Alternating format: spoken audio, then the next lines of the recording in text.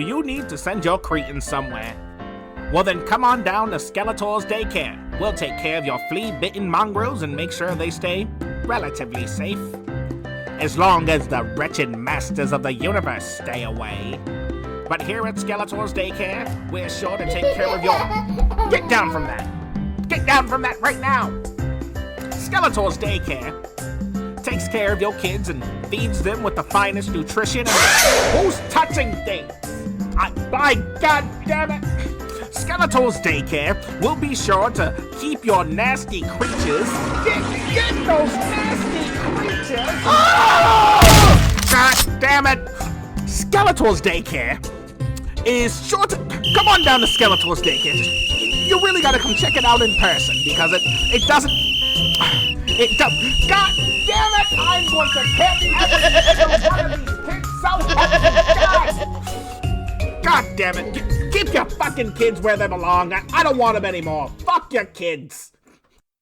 The name of that podcast is brought to you by the History Channel, A&E, and Confederate Letters. Yeah, shut up, incels. Get a life. Lock the fucking cars. Please say nigga right now. Hi, Sexy Tyler. Unveils the Vegas and Vegas vault those vasty vasels. My mummies will protect us while you throw it. Eat that shit, Banks. The name of this podcast, that podcast. Fuck.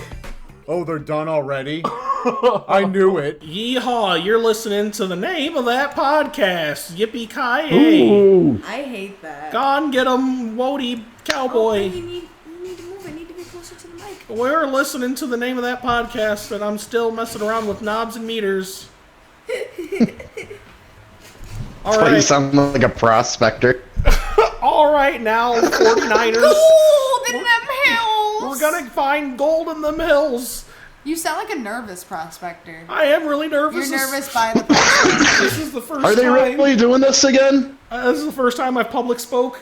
Oh, geez, is that a thing? It's public spoke. I like how you went from, like, southern to prospector to nervous prospector to Morty. To Morty. Morty the nervous prospector. Are you recording? Because something's actively happening right now. What'd you say? And this happened yesterday. There are people that live above me that can't get into their house, so they've been backing the fucking car up into the building to climb on their car to get in through the window. That's amazing. Ingenuity. Yeah, but I always felt like climbing into your own window to get into your house does two things. One, it shows people how to get into your house. Two, shows people that you're a fucking idiot. Here's how I do it, and I live here. Yeah, you so can do it too if you've got a car. If you were going to break into my house, which I do not recommend. Yeah. It's almost You like... know, I never thought about breaking in there, but now that I saw how easy it is. Yeah, I mean, shit, might as well. It's kind of like how Dumbledore gave Hermione that time machine and said, now I wouldn't do this if I were you, but here's something you can do. But if you do it with 3 turns, it'll happen right. But don't you do it. That's like when they teach kids how to make, like, math and shit in science class. And it's like, now what am I supposed to do with this knowledge? You can make... They teach you in college, like, how to make... They don't teach you, but you find in organic chemistry books how to make acid and shit. Yeah. And it's fucking college students, and now they have the power. What's it? Their fertilizer bombs are like 3 ingredients, and it's scary. Don't list the ingredients. I've committed to not knowing them because I don't want to. That's too much responsibility. Yeah, I know about the guy. You guys know about the guy Timothy McVeigh who blew up that Oklahoma City Federal building. Oh yeah. What does that sound like? He made a giant fertilizer bomb out of a box truck. Sexy. No. Kids are opposite of sexy. Well, or I mean, I figured that was implied sarcasm. The fuck? Everybody always looks at me like a little baby when I say shit like that. Yeah, I hate it when I say something off color and people look at me like I'm Timothy McVeigh. Really? Elton really believes what he just said. Wow, he reminds me of a white nationalist. Although sometimes... You reminded me. Have either of you seen the anime Dr. Stone? Not yet. Ben wanted me to watch that months ago. I've been exposed to it by my weird You should. brother. They show you how to make explosives, and they tell you it really works and to not do it.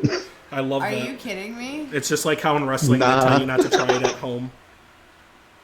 Or That's they teach, great. or when they get really authentic, like, spells and shit, you know, rituals for these movies, and then they're like, no, just so you know, this is authentic, so you probably shouldn't try this at home, and then now you got a Ouija board and things are going crazy. I think people should try whatever they want. Just don't hurt anybody. Well, that's the whole point. Sometimes it's not you're hurting when this dumb shit happens. Hurt yourself. I don't give a shit. That's what I'm saying. Sometimes it's not you're hurting when this dumb shit happens. Yeah, because it's like when it comes down to it, it's just natural selection if you want to try something to get you blown up. Because guess what? You're not going to breed anyone, and they're not going to be raised by someone who thinks it's okay to blow things up as a bit. I was going to say, counterpoint, they probably have already bred because dumb people run quick. Oh, and then their kids are going to be like, my dad killed himself with a bottle full of Tannerite. My dad my dad was having the best day of his life and shot himself in the face. I'm going to live this Dumb memory. people be fucking. Dumb people be fucking. Dumb people, like, not only do they be fucking, they're fucking fertile, yo. And they're fucking good at it. Like, dumb people be getting it. I don't know. I mean, like, all the dumb people I fucked, their dick was whack. Dumb ones pound the hardest. Yeah, but pounding the hardest don't mean you doing the best, sweetie. Oh no, that's for Why sure. did you turn into Ben Carson for that? That's the hormone monstrous. I was about to say his eyes kind of look Ben Carson right now. Yeah. Oh. Got me out here looking like Ben Carson. So I'm drinking Rip It Energy Drink. The name of that podcast brought to you by Rip It Energy Drink. Military grade energy drinks. Now, what's the name of the flavor? This flavor is called Limoner. What? It's called Limoner. Okay. It's like a pink lemonade, but it's like, limon. Ooh, wee. Post Limon? Post limon. No. Oh my gosh, I just got a text message from this guy who runs open mic nights at Shirky's, and he asked, once everything's back up and running, does my band want to do open mic night again? Which is a total yes. You're hearing it here first. My band doesn't know yet, but we're going to be doing that again. I'm going to laugh if, like, one of them goes to listen to this after it's posted. Like, so, were you going to tell us that, buddy? Yeah, no, they're going to know. Because it totally slips your mind. I got, like, 3 group chats with them. They're fine. You have no group chats with me. You're a monster. We don't need group chats. We literally talk to each other. I get that, but what about Ty? What's that? What about Ty? We should get a group chat with her because she doesn't respond to my messages as much as she responds to yours. You know she's a shy thing. I know, but we know each other. We're familiar. We're friends. We're literally friends. Bitch, I know you. I love you, bitch. I'm never going to stop loving you, bitch. Like, seriously. Give me a frickin' bone here. What? But as always, you know, guys, you're listening to the name of that podcast on Anchor.fm or YouTube.com. Metrics say most people like the YouTube. Yeah. Thanks. A lot of people don't realize we're on Spotify, too. You can just go on Spotify and Apple Music. You're on the Apple Music? We're mainstream, baby. I can tell my Google Home to play the name of that podcast. He did that, and when it played it, he was so proud it played the wrong episode. Wow. I felt the biggest shit-eating grin on my face, bro. It was so precious. Like, I was just like, Did you have to try that hard, or did it just, no, like, I was just pull like, it right up? I don't want to do it right now, but I was just like, hey, so-and-so, play the name of that podcast. And she played the latest episode that was there. no, I thought it was she played the one. Well, so I before. had just uploaded the latest episode as of now, and she played the one before as the latest episode, but like, you know, that's just I remember upload because he delay. had the shit-eating grin, but he was like, "That's not the latest episode," but I don't even care. Yeah, I thought it was really cool that, like, if somebody were so inclined and they just remembered our podcast, they can go home and tell their Amazon Echo or their Google Home to take care of that for them. And Oh no, you've met my Alexa. She's kind of belligerent. her Alexa gets cursed at a lot, so it's hard to talk to now. Oh. So it's scarred? Yeah. It's emotionally traumatized.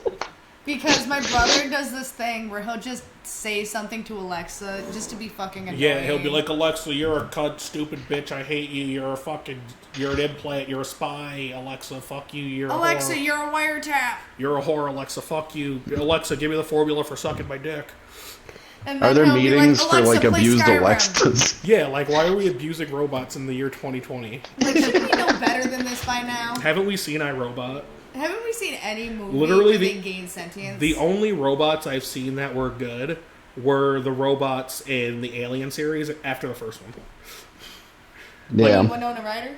Winona Ryder was a good robot. The robot in the second and third movie was a good The robot. robot in Prometheus was pretty good. Yeah, but the first movie had the robot that was like a government plant. So that like Jeremy had a point on that one. No, like Oh, right. no, the bitch is definitely a wiretap. But at the same time, I don't plan on bombing any government buildings anytime soon. Yeah, so. I do like I do really normal stuff like have sex with people my age. So Yeah. so like whatever, man. If you want to know what I'm looking up on my Google Home or want to hear what I sound like, I have an OnlyFans. Do you? No, I don't. It's really funny because of the people I follow on Twitter. None of the people I follow have an OnlyFans, but I follow a lot of fighting game community people, and those people have OnlyFans because, you know, everybody was just getting into the trend of selling nudes during quarantine. Sure. There's like a thing where like the OnlyFans community feels like while anybody can make an account and people can subscribe to them, a la Patreon, OnlyFans should be reserved for adult activity. You know what I mean? Like explicit content. They're like, don't make an OnlyFans. I thought it was. They're like, don't make an OnlyFans and make it your travel blog. I'm like, well, technically they can do whatever they want. You can like eat a dick for $15.99 a month. Literally. I understand where you're Literally eat coming that from dick. because I'm gonna eat a bowl of ravioli this month. No, I have a friend who I know has been super uncomfortable about her body. She's a bigger girl. Mm-hmm. And I saw that she like posted an OnlyFans link, and I was like, is she joking? Like, literally, I thought it was a gag. And then I clicked it, and I was like, damn, bitch, yes! she's doing the damn thing. Not only was she doing the damn thing, I'm sitting here like, girl, you still the same size you was, maybe like short 20 pounds. Right. But yeah, but the same. My point is she's like she in the picture for her profile, because obviously I ain't subscribing. Mm-hmm. But in the picture for her profile, she just looks so fucking confident. The bitch is glowing. I'm like, yes, That's good. bitch. I love to hear that people are using the internet for like unsavory things, but like for good reasons. You know what I mean? The road to hell is truly paved to I good was gonna intentions. say now it's savory again. It's savory again. Like That's roast beef savory. I really like. Yeah, it's savory like roast beef. How come there's never reports about like the increase in OnlyFans accounts because everybody's fucking poor? Yeah, I mean, like that's crazy too. My whole thing about No one talks about it. My whole thing about the whole OnlyFans thing, I think it's great that people are able to make their money doing that, make their daily bread. I just don't understand the whole buying it thing. Me personally, I understand. Yeah, I understand the purveyor of the goods. I don't understand the consumer. The consumer confuses me because, like, the whole thing about like seeing naked people you don't know on the internet is that you could do that for free and have been able to since like forever. That's why it was But made. At the same time, I'm also always saying support sex workers. Yeah, so. if you want to, but like I don't have to buy that. Not everybody buys chia like seeds. you don't have to do it, but Yeah. like if available and so inclined. Yeah, it's like I want nudes from people I know, people I haven't seen naked and wouldn't mind seeing naked.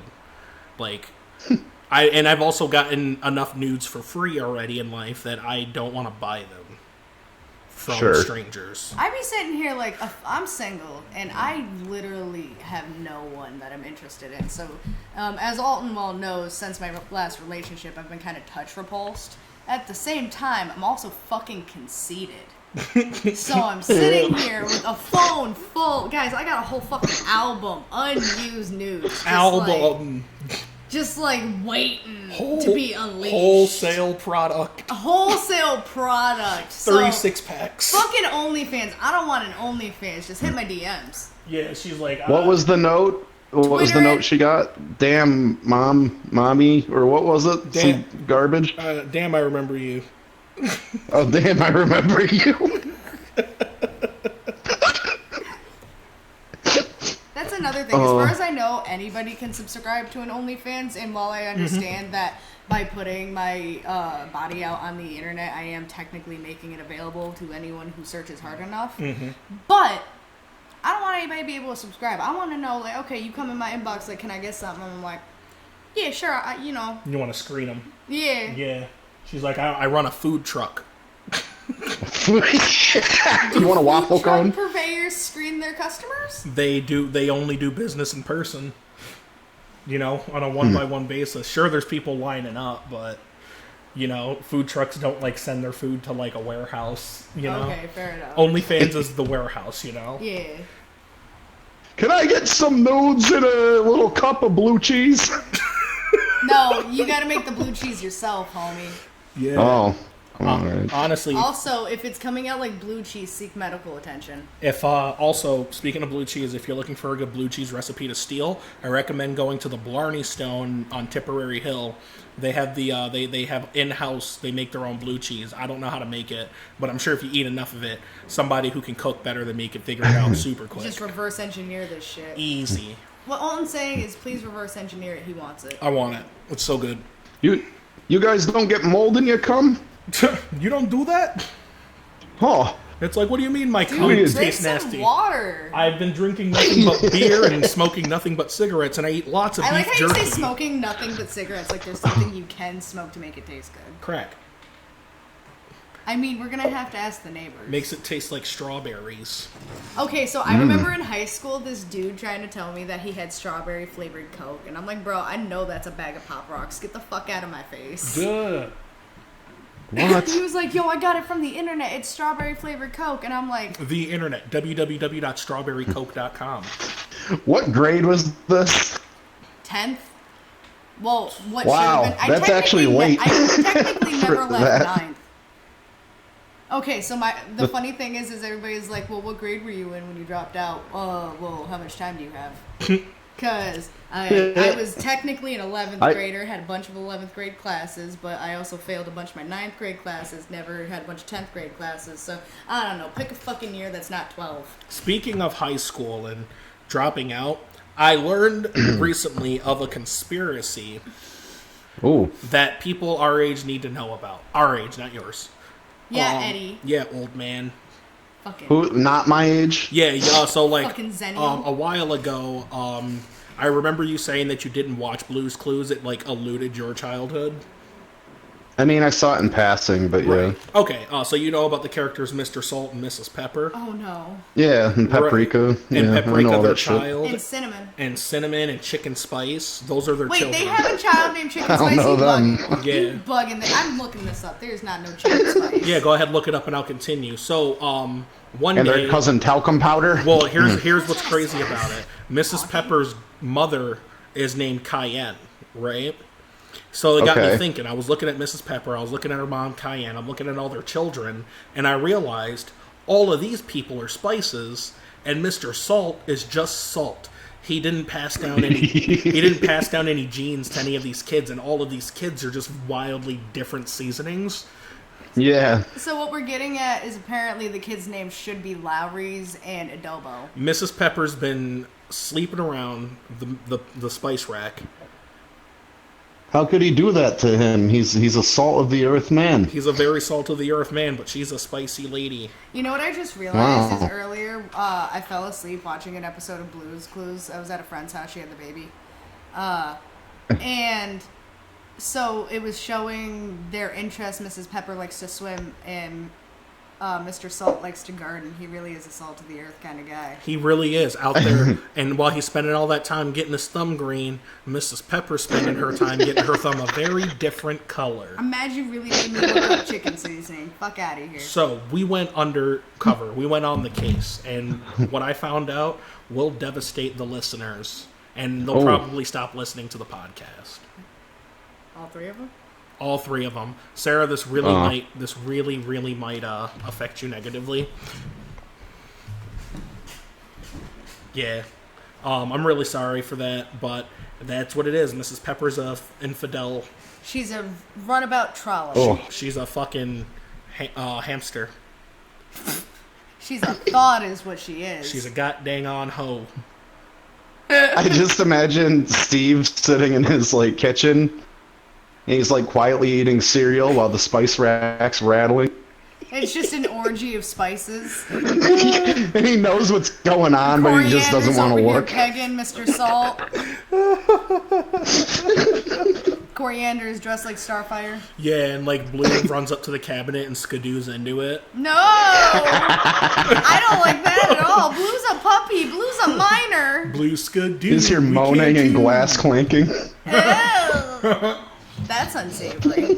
Yep, and then then the spice rack pops open and the mail comes out of it. The mailbox comes out of it. No. Shovel and pail just And come he out keeps full of spices. he keeps finding little sample packets around the house.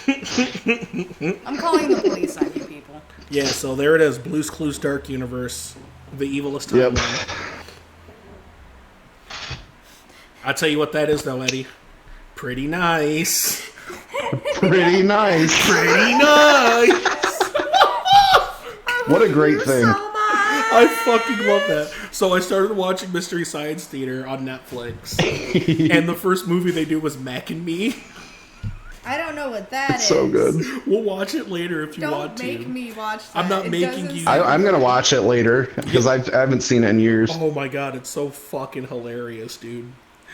Of course you know it, you goddamn Zennial. He's the one that kept referring me to watch it, so like I finally did watch it.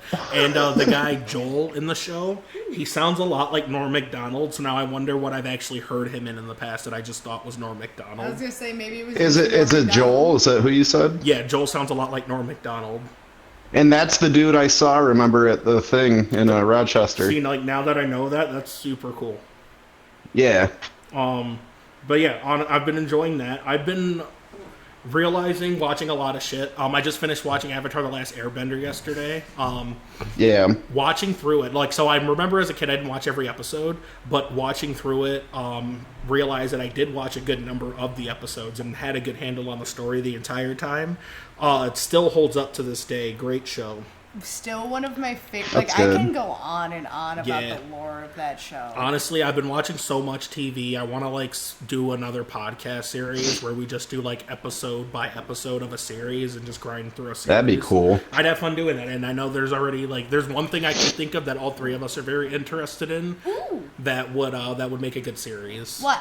Well, I'm sure What's that? it's been done tons of times before, but not by people on this morning mess. Game of Thrones. Yes, Queen. Oh, that would be interesting. don't get my spiteful ass on a Game of Thrones podcast.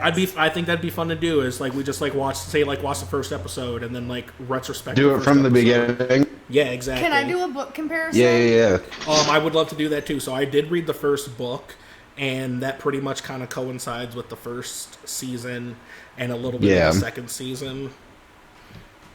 But that would be fun. But for any show really, like I would do that for an anime I haven't watched before.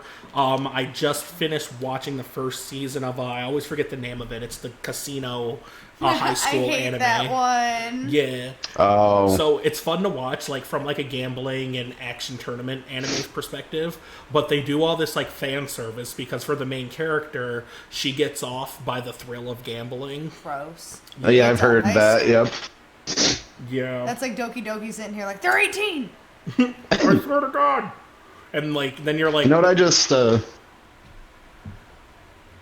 what? Come on, Eddie. Well, Finish the I was thought. gonna say, Game of Thrones for me is kind of like a video game that you keep trying to play, but you never finish. Okay, so like, what do you mean by that, first of all? Because I'm passionate. Because it's like I want to So, play like- it. I want to play it, and I keep sitting down because I want to play it. I turn it on purpose, but I could like really go either way about beating this game because I've started it over the save file. Like I've done the beginning a bunch of times. I know the beginning 100%. Damn it, Alton, Eddie. Alton knows this. I will forever preach reading that goddamn book. Yeah, honestly, Oh, bro, I get reading it. reading it is great, and the show is just like a pure supplement to the literature. Yeah, like literally. Is a better way to think about Game of Thrones. Until it isn't. Yeah, Until it until isn't. it very. And I'm looking forward to the anger. deviation. I'm looking forward to when the past deviate because right now I get the benefit of like reading the book and then like watching the show. So that's been fun. I haven't watched the show in a couple months because I've been on Clash of Kings. I think I have like 20 hours left on my audiobook on that book.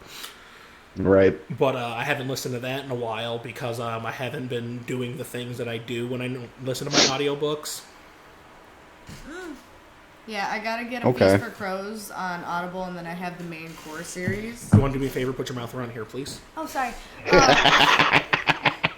So I just gotta get a Feast for Crows, which is the fourth one, and then I have the whole main series Thanks. on Audible. And I'm very excited because then I get to get all of the side books. And I'm telling y'all don't need to do the side books if you want to do this. They are very dense reading, but Yeah, it's rich. they are It's rich so in lore. good. Rich in lore. Yeah, good. Love. Something that George R.R. Martin has a lot of time to do is not finish the main story. So It's like I will. He was supposed to. His deadline was supposed to be Worldcon for the next book.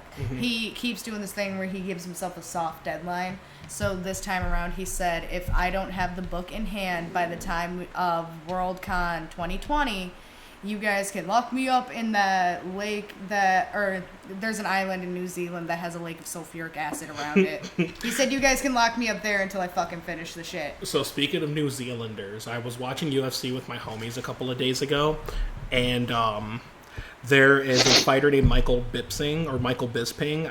I always get his last name wrong, but I was listening to him talk for the first time, and I was just like, is this motherfucker from New Zealand? Which was a first for me, because I've never been able to hear somebody from New Zealand and be like, that's New Zealand, 100%. And what it sounds like, it's definitely an Australian accent, but it has like this weird, There's more. hillbilly Englishman to it. It's a twang. It's a twang. It's like, take an Australian accent and like, while you're like, say you're cooking it in a pot, right? You're cooking an Australian accent. I can't stand And you. Mrs. Pepper falls into the pot. With all of her She's horny. bastard cuckold children. Well, all of her bastard cuck children. And that's a New Mrs. Zealand accent. Pepper, dripping wet. Dripping wet. And that was before she got in the pot. Yeah. She's so nasty. What a What a I whore. remember one time when I was working at that gas station. Yeah, Burger King? Yeah. And so basically there was this dude who would come in all the time looking like a goddamn Crocodile Dundee character. What would have I can't tell you the man's actual racial background, but he appeared to be a Caucasian man. Very Caucasian man. Tribal as fuck tattoos on his face. All over. His whole face was a tribal mask tattoo. So, maybe he has ancestors and just came out honky as fuck. Whatever. But I remember I made the comment to him about being Australian because he would wear like the typical Australian fucking hat and shit, and he was just all about it. Right.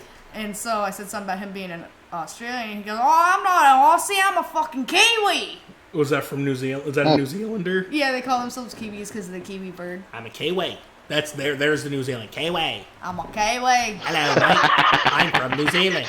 They're aliens. I love this dude because first of all, he was like frustrated that I called him Australian, but after that, it was nothing but sweetness from there on out from that dude every time I saw him. He used to just, dude, I was in the suburbs, bro. I was in Manlius. They're not used to seeing this fucking face mask tattoo on a white man who's barely bigger than me. So, Alton, what you doing there, bud? I'm taking my belt off because I'm... There's weed on your junk. Thank you. Uh-oh. The name of that podcast brought to you by Pick and Junk Clean. But? Hey, man, that's not me. You're the one with the wholesale product. I have so much. Slide in my DMs. So much product. An open invitation. I just A realized warehouse? there's like no pictures of me on Twitter either, so it's just gonna be a crapshoot. It's a grab bag. These savings won't last forever. Savings. A fulfillment center. Drake. A fulfillment center of nudie pictures. Oh, it'll be fulfilling, all right. Condition this picture. Lightly played. Listen, all I'm saying is I've had a dude pay $30 for one picture. Well, Nothing will Oh, boy. boost your ego like $30 for one picture. he's a dink. I know nudie prices. They're like $15 a month, and then like I'll post every day, and I'm like, that's an OnlyFans rate, and I'm just That's also a premium Snapchat. premium Snapchat rate, and this guy paid $30 for one picture. You know, I can give her $30 a meal for 4 delivered. Almost a fucking 8. Like, bro. With a sandwich. A sandwich? A $30 A sandwich. sandwich. What are you? Everybody who comes into Subway saying they don't give a fuck how much they gotta pay, they want quadruple meat? Bro, I have literally rung somebody up for a single $20 sandwich, and I'm like, are you happy with how you're living your life? I wish he'd really said that to them. Do you know how much? How do you not have Subway stories yet to tell? I do. Oh, she's got tons of Subway stories. I do. Bro. They just never come to mind. We should at the do another moment. segment with the music, if you know what I'm almost talking had to- about. I'm totally down for that. Okay, so you want me to wait? Okay, give me the cue. But dude, not only do I work in Subway, I work at Subway in the dead center of the fucking ghetto. All the hood boogers coming to get a Sammy. And you it's got across the street you can write a from book. Yeah, it's across the street from the ghetto hospital. Yep, and right around the corner from the strip club, they got 2 cars ran into it within the same calendar year. One Wow. recently. Yeah. Like, so many cars get run into the strip club. Tyler walking by? What? Oh, I forgot Tyler got hit by a car too. No, he's been hit by a car 7 times. Oh, Right. that explains so much. No, it doesn't. Oh, he's just like that anyway? Well, if you listen to the 2-part series on the podcast where Tyler talks about his experiences with vehicles. Eat, pray, meow. Yeah, it really Eat, Pray, Meow Part 1s and 2. Really just puts it out there. I let you be the judge. Oh, that makes it fun for me, because you know I like to judge. Yeah. Hashtag Team Tyler fans really identify with those episodes. Yeah, they do. Yeah, but I'm still hashtag Team Kenny. Not a lot of people have met Kenny, but if you know Kenny, you just know he's just objectively better. Oh, I think I'm Team Kenny Hot too. take. Am I Team Kenny? You can be whatever team you want. I think I'm Team Kenny. You could be Sarah Tier for all I care. Yeah. Is that a thing too? Yeah, I'm Sarah Tier, and I'm Sarah Tier, Texas Tier, and hashtag Team Kenny. What am I? Danny, and whatever else you want to be, really. I want to live in a world where everybody has an equal opportunity to express and identify themselves. I can do that. And I'm in the seek from COVID others. coalition. Yeah, I'm in the COVID coalition, the Corona crew. Eric. What? Yes. Yep. We row boats Okay. competitively. Like the twins from the Social Network? No, like crew, like the sport Yeah, they crew. did that. Keep up. It was a B storyline that they did crew in the Social Network. I love a B movie. Oh god, that was a horrible movie. How bad of a human partner do you have to be that cartoon Renee Zellweger chooses a B over you in Not a only romantic a B. capacity? No. Listen. Here's the part that makes it worse. Not only a B that's Jerry Seinfeld. Jerry Seinfeld, the B, Yeah. is better than human Patrick Warburton. And it's like, wow, that really makes you think. That's like, how shitty of a partner are you that a B Oh shit. is like who physically cannot. It doesn't look good. Physically cannot please animated Renee Zellweger, but she does not care anything to get away from animated Patrick Warburton. That looks like animated Patrick Warburton. It's amazing. It's astounding. You're astounding. Gives me a lot of hope for the future. You give me a lot of hope for the future. Oh, you. It's like, I'll talk to you later. What? We're going to take a quick commercial break. When we come back, we'll have more non sequitur nonsense for you. The only thing you come to expect listening to the name of that podcast. Don't touch that dial. We've all been there. At the Costco, at the Sam's Club, at the BJ's. Not really doing any shopping. We're just there to get a little free food. Through free samples. And that's why here, through the sample box, you're able to have a curated box sent to you every month with our subscription service of free samples. Now you don't have to leave the comfort of your home to get a small cup of chicken salad or a toothpick of bourbon chicken. Every month with the sample box, you'll get a variety of free samples from a variety of locations. So you can have a guacamole spread with a slice of pimento loaf. The possibilities are finite yet endless. With the free sample box subscription service, you can take your desires for a small amount of food further than they've ever been before. If you don't believe us, listen to a couple of these trusty testimonials. Yeah, first I tried these out, and it just puts me in the mood for meatballs because I get a tiny bit of meatball. It's not worth it. It didn't.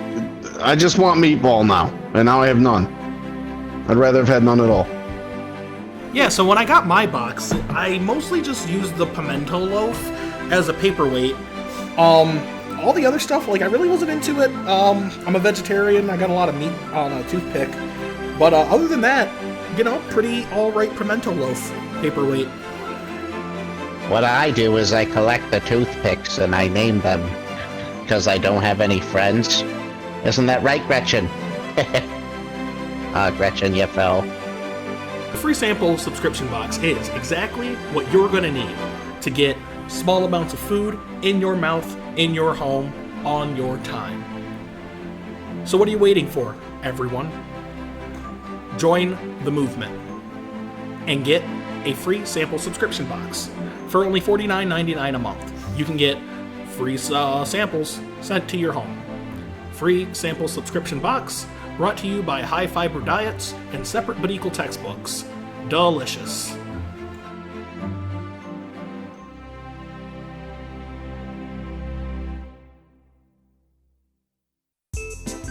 You're listening to the Potato Patch. Introducing your host, Spud Russet. Hey everybody, welcome to the Potato Patch. I am your host, Spud Russet, and we have a stacked show for all you spuds and taters today, or as I like to call you, my starchy companions. Boy, it's so nice to see so many potatoes sitting out in the audience today. And what we have for you is a really great panel of hosts, only available here on the Potato Patch. Dance break. What?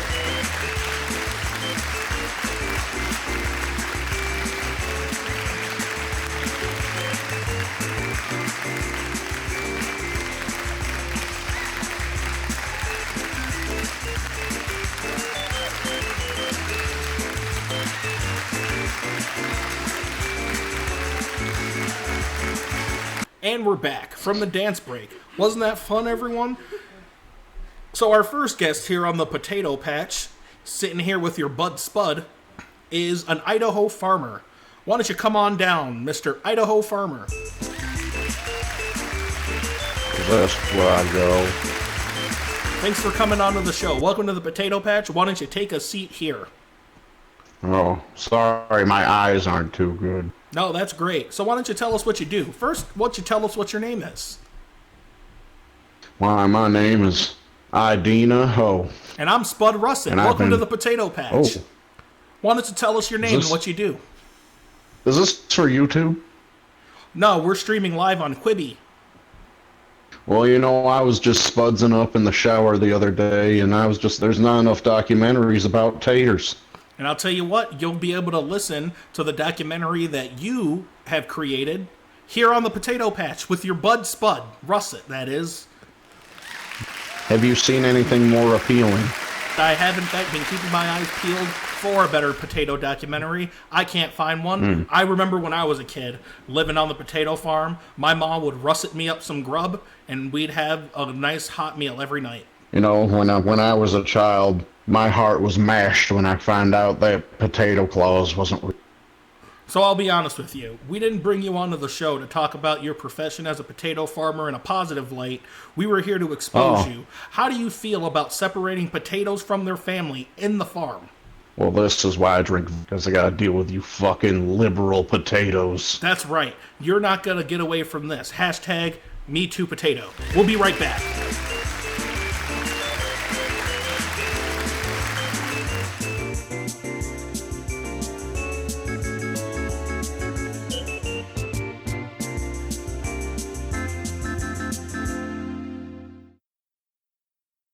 A lot of people think I'm Bill Cosby, but I'm really Tooth Decay.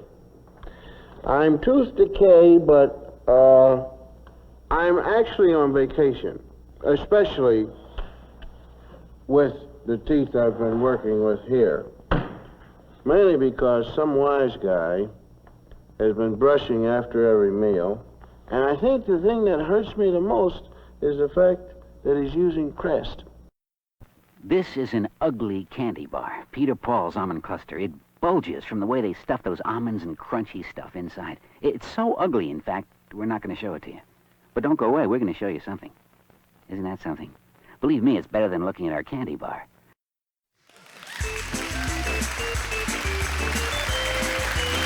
The Potato Patch is recorded in front of a live studio audience.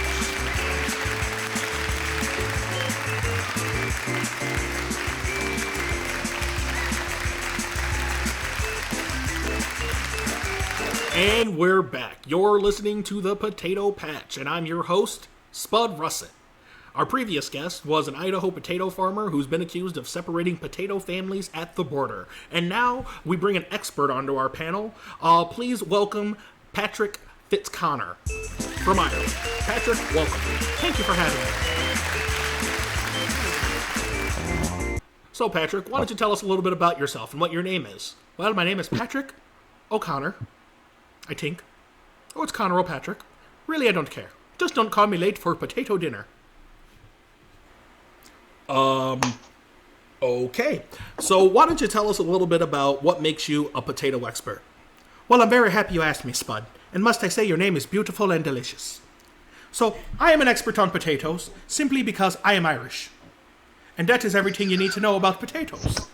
What you laughing at, farmer? Look at this fucking foreigner here. Oh, He's really frying me you think up. you're all high and mighty because you have acres of potatoes, far as the eye can see, can you? Hashtag hash brown, am I right? We have a name for your types back home.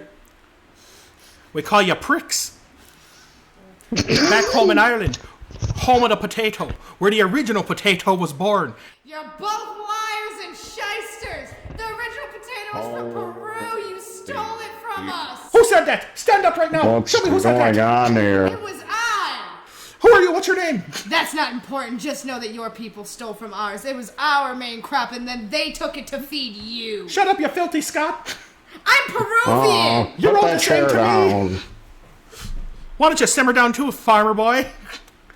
Oh, I'll shoot the fuck out of you. I'll take your belt and whip you with it. I'll give you 40 lashes like your whore mother should have. All right, guys, this show's derailing. Our panel's really getting out of control here. We'll be right back after a brief commercial break, and also after we figure out... I don't want him on my soil.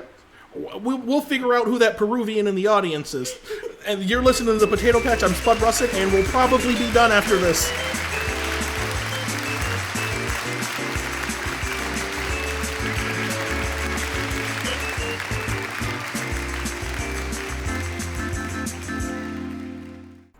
Larry Cheese works at a dairy plant, quality testing milk. He's a happy man with a simple life and a good job. He loves his wife and he adores his family. Larry Cheese is a simple man.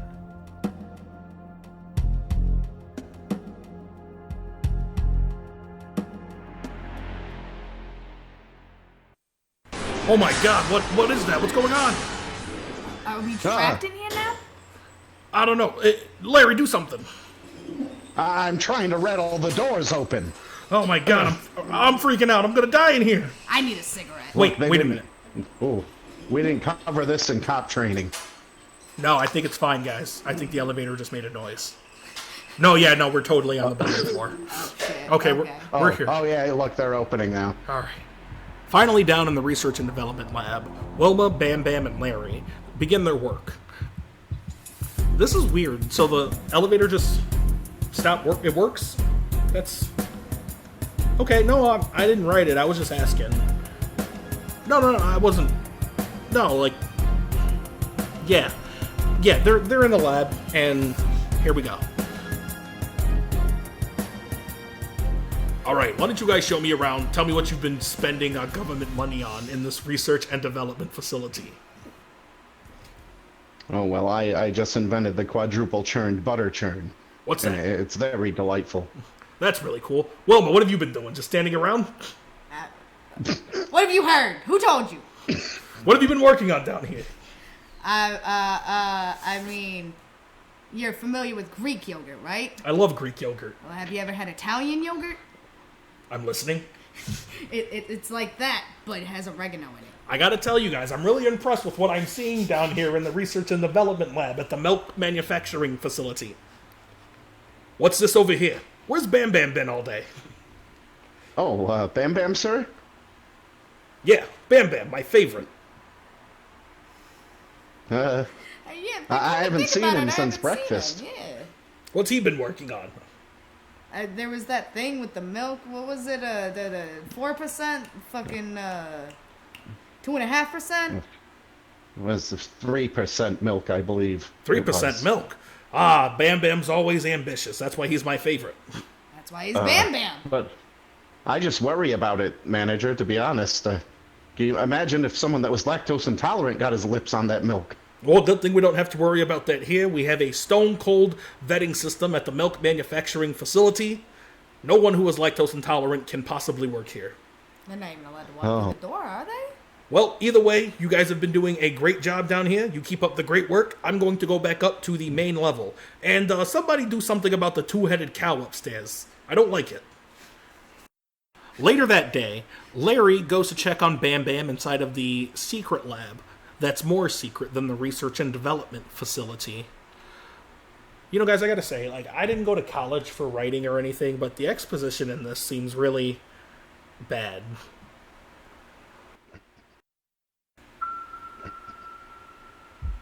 Bam Bam. Bam Bam, where are you? Are you over here? Bam Bam. 3%. It can't be done. They said it was Bam crazy. Bam, what are you? You're talking nuts. You're talking. Oh, what's going on? Nuts. Almond milk. Ha! Oh. It's insane. Lenny. So good to see you, buddy. What are you up to? Hey, what you been working on? The manager wanted to see you, Bam Bam. Me? I'm doing great. I figured it out, Lenny. I figured out the answer to anything, everything. It's all clear to me now. Oh. Think about it, Larry. We have whole milk, skim milk, 1% and 2% milk. All of these milks. Sure. The world's at balance, right? But nobody ever talks about what happens if we add more percent. What? More percent? What do you mean? I've been crunching the numbers, Larry, and I can trust you. You're a milkman like me. You're not talking about 3% milk. When I was a little kid, my mother and my father, they were killed when a milk truck struck them on the highway. Ever since that day, I swore that milk would not kill my family anymore. Then I found out I was lactose intolerant. Boy, the irony. So cruel, Larry. So cruel. But Shouldn't you distance yourself from higher percent being intolerant? But I promised myself that I was going to figure out a way to bring my parents back from the dead. And I didn't figure out how to do that, but I figured out how to make the most enriched milk. Pure 3% milk, Larry. Well, I don't want to skim the facts with you, but no way to bring back the dead. With milk, anything is possible, Larry. I'll prove it to you. Bam Bam, can you put down the gun? I'll put the gun down, Larry, but then step up on this guardrail. You see that, Larry? Oh. That's an entire vat of 3% milk. I'm going to jump into it, Larry. No, stop. I know what you're going to say. I have so much to live for. I do. And I never felt more sure that I'll be more alive. Emotional. Please. I'm going to do it, Larry. Bye. Bam Bam! No! Larry watched on helplessly as Bam Bam dissolved in the 3% milk. Him being lactose intolerant didn't really help matters at all.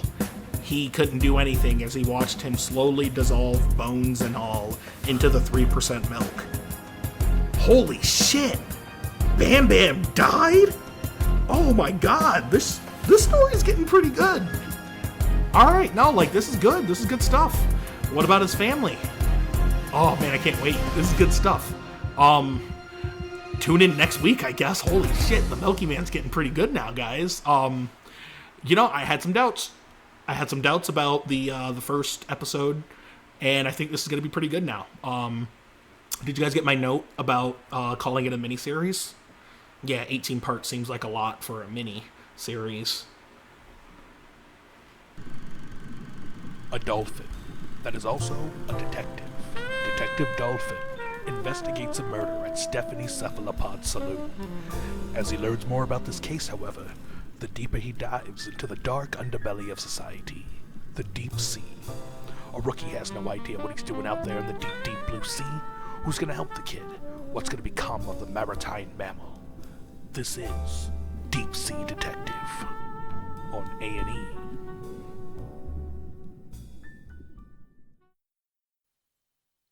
Hey! Oh, how are you doing there, young dolphin? I've been better, boss. Oh, that sucks. Here, welcome to my establishment. Have a free slice. Hey, I'm, by the way, Finney Youngman, and I am an anchovy at your service. Pizza master, lay it on me. What can I do to help? I got a couple of cadavers on court I need some information on. Oh, you want any spice on that pizza I just gave you, more importantly. Yeah, can I get some garlic pepper and cayenne? All right, Lee. Hey, in the back! We need some for the lovely young dolphin! As you were saying. We found a couple of stiffs. You know, we saw on your traffic cam across the street from the establishment that they came in together. Before that, here is a napkin. Let me spread it along your fin. Anyway, you were saying... So we observed on the traffic cam across the street from your establishment that they came in together approximately 8 Holy shit, was that a gun? Oh, that car just backfired. Hey, sorry. Oh, cut the malarkey, Anchovy. You sling lies like you sling pies. Tell me what you know about these fucking stiffs. Hey, so much hostility. I was just trying to give you a nice pizza here. Do you want some more spice? Hey, hurry up with that spice from the back. I want you to spice me with information, Finney. Well, let me sprinkle a little knowledge after you finish this slice, because I've got a fresh one in the oven, and it's going to be even better than this batch.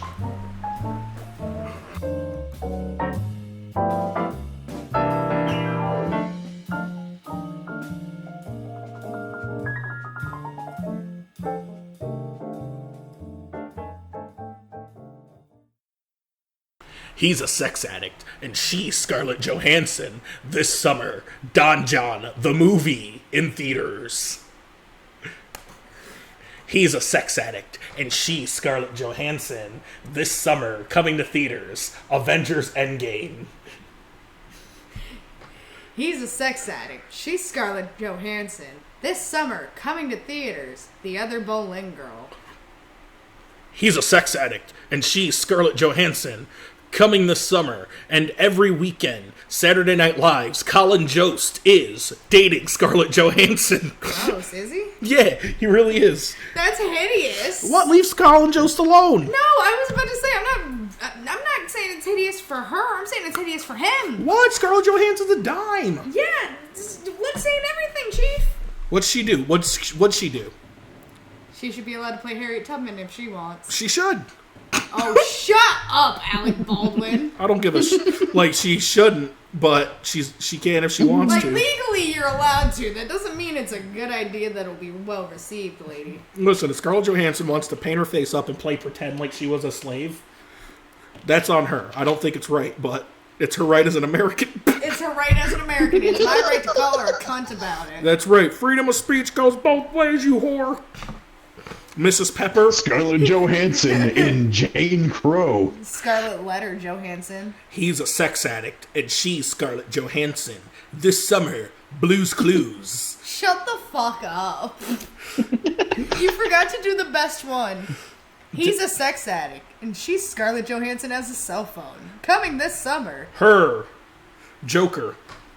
Joker. Joker. Joker. But I hardly know her. Joker. I hardly know her. I love the movie Her for a couple of reasons. So my personal experience with that movie was watching it at my old place when I had just moved in. Maybe like a couple months living there. Cass comes home and I'm watching Her. She goes off into her room because like I'm at this point, like the living room is kind of just set up for like one activity at a time. So I'm watching Her. She's off in her room, and then it gets to the sex scene in the movie, which is just only loud and sex sounding because he's fucking his AI. Or he's fucking his operating system. I thought he was fucking a girl. No, so in Her, the first time that they hook up, it's his operating system and him, and they're just imagining it. Okay, because yeah. I'm pretty sure at some point in this movie, don't they hire like a quote-unquote body double? I don't to remember. act like a fleshlight, and she's gonna make the sound? Because here's the funny part. So I had the movie up pretty loud, and then the fucking sex noises start. And then you're like, oh, fuck, shit!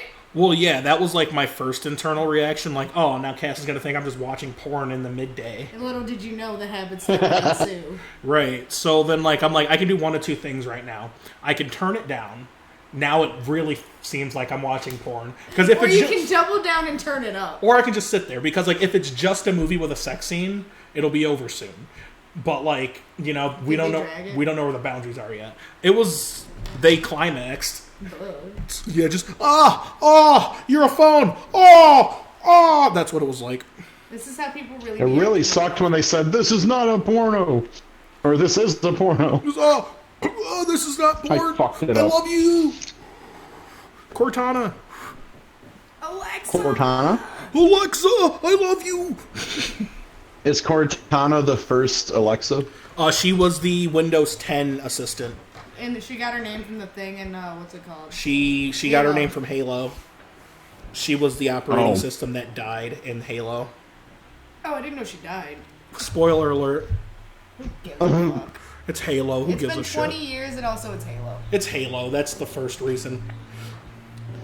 That's right. Hot take from the name of that podcast. It is this view is representing of all of us. Halo's ass. I can get behind that. Yeah. Oh no. Yeah. I can get behind a lot of things, including this one. Halo's ass cheeks. The bumbling fucks. The drizzling shits. I wasn't gonna cough until you said the bumbling fuck. Yeah, I've never heard that one before. So I found out that I have an uncanny ability to coin phrases. Oh? Yeah. How's that? No, it just comes to me naturally.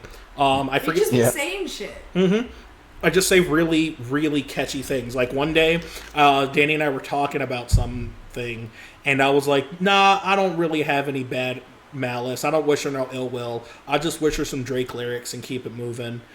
And then she was like, yo, nigga, you need to tweet that. I was so happy when I saw you did tweet that. Like, yeah. I wanted to retweet it, just never mind. I have the best words. Yeah, but like you actually do. I have good words. You're very articulate, Alton. I'm articulant.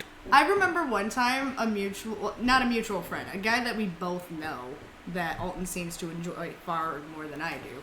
We were all hanging out, getting drunk. This dude's causing fucking havoc because he's having a mental breakdown at the same time. Uh-huh. And he's talking to you, and he's like, you know, Alton, it's surprising how articulate you are. And you looked him in the face and was like, why is that? And he was like, well, you know, because you're... He literally said, well, because, you know, you're black. He's like, you know, because you're black. I didn't think you could talk so... Because black people don't. I'm like, well, that's fun. I'm like, thanks for coming. Yeah, thanks for coming over to my house to tell me that. And here's the thing, I'm looking at you like, damn, you're a good one for letting his ass in the door. Because we showed up. I'm hanging out with a mutual friend with the dude and the dude. We go to Alton's house. And the way... Alton, I don't know if you were in the bathroom or if we thought you fell asleep, because sometimes you do that when we were on the way. Mm-hmm. But, you know, a couple calls and pounding on the door, you'd come over. But he didn't just pound on the door. He pounded like your house is about to get raided again. Like, oh, I remember this now. Yeah, and so Alton opens the door to see who the fuck is pounding on his shit, looks us in the face, closes the door, and locks it before we all had the chance to react. And so I called him and was like, so can you let us in? And he, like, blah, blah, blah. Like, that was Mondo, not us. And he goes... Whatever, he unlocks the door, looks at us, and goes, okay, thank you for doing that nicely, blah, blah, blah. Like, you were not letting us in that house until you were showing he could act right. Well, yeah, because it's like, I'm a pretty laid-back guy, generally. I just, like, am big on principle, that's all. You know, I'm just like, who... You don't like trash going on? What's wrong with you? That's it, I don't like fucking trashy behavior and people being dickheads. To and around me. Well, the whole part was, you know, I hate his ass. Like, I mean, sweet dude, but like makes me uncomfortable. He's a lot. He's like 3 handfuls for each person. And you got big hands. Yeah, like he's 3 handfuls for me. So like, I'm looking at Alton like, please let me in this fucking house because I need to be some physical distance between me and homie. I remember that night. Now other things happened that night. I remember being there. But that content's for our Patreon subscribers. Sexy. Yeah. So what we'll do is... So the nudes will go on Patreon and the podcast content will go on OnlyFans, right? No, the podcast content will remain on the channels it's on. You're an independent contractor. You can do your nudes. Like, I can contribute some nudes. Oh, we're not doing this. And we can do like a mixed gallery. You know what I mean? Like, you get like a couple. You ever see that get picture? Dick pics and titty pics, black dick pics and white titty pics. And we got everything. We'll like do the package deal. They're like, hey, can you do other stuff with that? They're like, for extra. They're like, all right, I want you to put the dick fingers in between the titties and take a picture. I bet you said the dick fingers. They're like, you sure you don't want the dick? They're like, yeah, I'm sure. Yo, sometimes I'd be looking at his shit like they ain't even circumcised. Like, look. Yeah, look at my uncut fingers. I destroy a damsel. A damsel? Shut up, bitch. Ain't no damsel coming near you. Ain't no damn damsels coming near you. Out, and the only girls you attract are married women and mentally ill people. I mean, I wasn't going at that. Don't forget bitches with bad boyfriends. Yeah, there's that. Yeah. I attract a lot of married women, people in bad relationships, and girls with like a lot of fucking problems. But I have problems too, so I'm willing to put up with that. To an extent. Now, yeah, I have a higher tolerance for people's baggage. It's fun though. He's slapping his dick, y'all. I'm not slapping my dick. I was slapping my lap where people assume my dick is. I got normal penis. I'm tired of these. I'm tired of these harmful stereotypes. No, my favorite thing is when Alton finally gets to rant about stop assuming my cock is huge. I know I'm big. God damn it, my dick is normal. It's very normal and nice. It's not intimidating. It's like a pit bull. Huh? Yeah, a rescue pit. It's like, you're adorable. Which kind of rescue pit? There's angry, I will eat you because of my trauma rescue pit, and then there's I love you, please just love me and feed me. This pit bull's seen some shit. It's not so fucking far gone that it can't be loved again. It's still got both its ears? It's got both its ears. It didn't see fights, but it saw abuse. It's been beat. Yeah, this pit bull's been beat a lot. Twice daily if needed. Only twice? Wow, pussy. Sometimes it'll be sometimes the dog will get beat right before bed. And then, its owner will wake up in the middle of the night and beat it again. That's a mood. And then fall asleep and wake up 20 minutes later oh, not enough, huh? So, yeah, that's... I can't wait to go home and make my pit bull spit. Yeah, I can't wait to beat the spit out of my pit bull. Michael Vick. Michael Dick. Have issues. Seek sex therapy. Sex therapy? Yeah. You're like, I wake up every 20 minutes on the clock to beat my meat. Hey, Google. Don't set an alarm. Don't summon the demon. Set an alarm for 20 minutes. Every 20 minutes. Forever. Forever. Forever, ever? That one scared me. Yeah. So, we were watching Tiger King the other day, and being on drugs, as we're wont to do. The fun drugs. Yeah, the good stuff. Meth, heroin, crack. The big three. Hey, I stopped meth after I stopped taking Ritalin in high school. The Mount Rushmore of drugs. Meth, crack, Ritalin, Adderall. These are the elements. The four pharmaceuticals lived in harmony. Until meth attacked. Everything changed when the meth nation attacked. Right, and then the drug avatar who could take master of all four drugs. You leave my brother alone. Wait, so is the avatar state for a drug user just like when you're wilding out on PCP and the cops can't detain you? Yeah. Yeah, it's the avatar state, because if you die in the avatar state, there could never be another avatar. That's why they're apt to get away. That's why. Have you ever seen that video? It's a grown man. He's sitting there. He's got a cigarette in his mouth. He's not screaming or not, but he's sitting there like, "Bitch, I'm gonna fucking get you."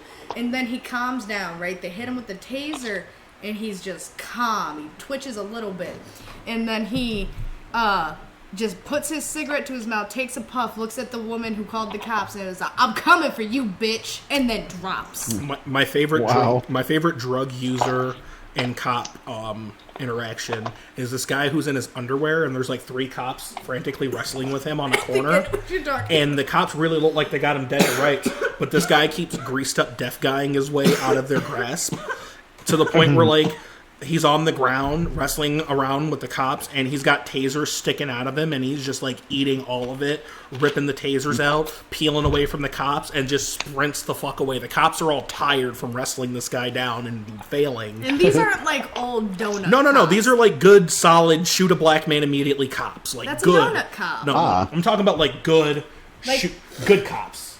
I can't stand you. I'm talking about good cops. Good, decent. Good guys with guns. Good guys with guns. Yeah. Yeah, and he just runs away, and they're all super tired. They didn't even chase him because they were tired. I would have let his ass go too. There's this one I saw that kind of looked like Quentin, and it was he was like running away, and he was like, I'm the I think he said I'm the banana man or some shit like that. And once the cop caught him, he grabs him. He's got him on the ground, and wait, what's the best that? Oh, Sorry. she wasn't You passing mean it, the ladies cop and gentlemen. wasn't like, it's just the banana man. Don't worry. Don't worry, guys. It's just like the alligator man. And he's like, the guy is like super flamboyant, and so he's sitting there like, shit, you cute.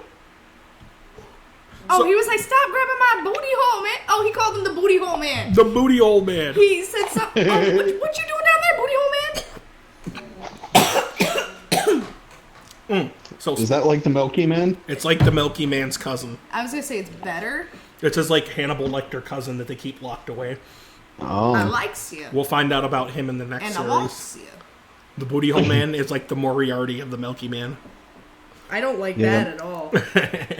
He's lactose intolerant, and he's here for a vengeance. Oh, you think Bam Shit. Bam should come back as the booty hole man? Spoilers. Well, it probably won't even happen. Yeah. Yeah. I don't want a guy named Or Bam Bam will it? coming after my booty hole anyway. It's perfect, like thematic, like It's- synchronicity. It's and scary. Shit, It's bro. like the pee pee poo poo man. I don't know what that is, and I don't care to know. It's fun. Watch it, Mr. Booty Hole Man. Get out of here, Hilarious. Mr. Booty Hole Man. I'm sorry if I'm sending this to you for later viewage, Eddie. For posterity. All right. Posteriority. Yeah. That's the booty hole name's or the booty hole man's name because he's Moriarty posterity. Posterity. Posteriority. Posteriority. That sounds like raviolis. Postieri. Give me the booty. Give me the booty, SpongeBob. I mean, the Krabby Patty secret formula. Oh. Spoiler alert, kids, the Krabby Patty secret formula is ass. I think it's Pearl's Bob. I think it's just crabs. Other crabs. Yeah, like it's a crab like what's it called? Crab cake burger. Oh, it's because there's no other crabs but Mr. Krabs and his mom.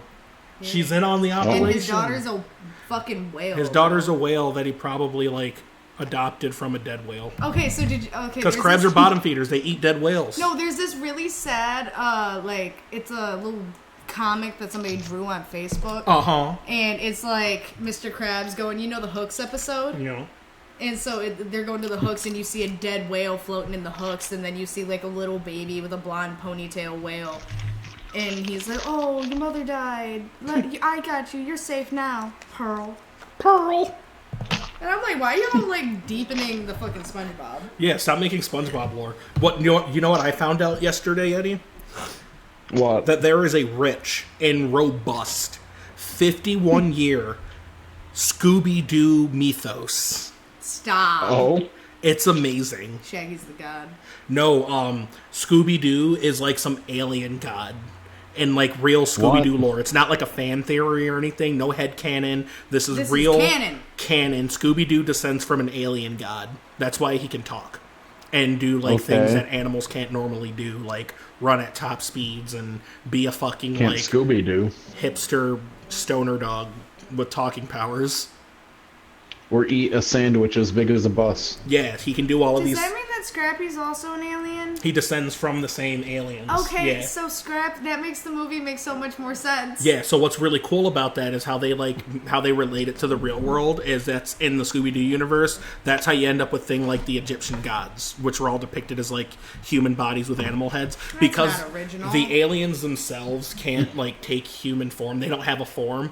They can only take like animal forms. Why? For some Humans are reason, animals. in the lore, like they couldn't like take human form. I don't like that. Yeah, that's why when they tried, they just ended up with like animal heads. You're an animal. Yeah, something about how powerful they are as like cosmic beings, and how the humans are able to perceive them. No, it's almost like how humans can perceive it in only so many ways, and it can only present himself to humans. Well, that's what I was getting at. Or itself to humans in so many ways. Scooby-Doo is an eldritch horror. He's not an eldritch horror. He's an eldritch. He's not a horror. I guess related to, like, if it's, like, inspired by... It's Scooby-Doo for crying out loud. Scooby-Doo is Scooby-Doo's version of an eldritch horror. It wouldn't surprise me that, like, there's, like, Lovecraftian inspiration in the Scooby-Doo mythology. I don't know if you've noticed, but there's Lovecraftian inspiration in just damn near everything these days. So this reminds me of an experience I had at Gen Con last year, speaking of H.P. Lovecraft.